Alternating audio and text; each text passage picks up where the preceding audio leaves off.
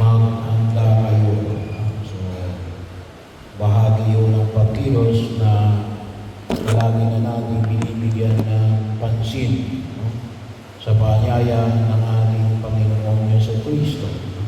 Kaya naman, sabi nga ho natin, ay taken for granted kapag mga ganitong pangyayari na biglaan may kamatayan, ay pinaalala sa atin. Bagaman bahagi o na dapat na naging kung tawagin natin ay normal, na pagkilos.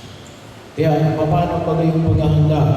Una, ay palaging magpasalamat sa biyaya na ipinagkakaloob ng Diyos araw-araw.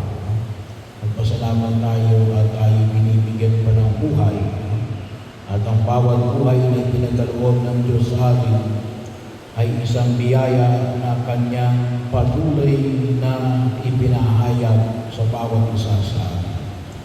At ang bawat sandali nito ay isang regalo.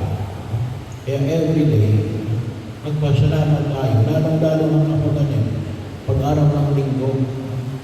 Kaya nga pututusin ang ibig sabihin ng salitang bisa, Eucharistia, ay ibig sabihin natin, thanksgiving, pasasalamat. Magsimba tayo pag-araw ng linggo, bahagi yun na makita na. Sabagat hindi namin alam, may ang oras, ang paramamaraan. Kaya dapat tayo magpasalamat every time pagkagising natin sa umaga sa biyaya ng buhay na patuloy na ipinagkakaloob ng Diyos sa bawat isa sa atin.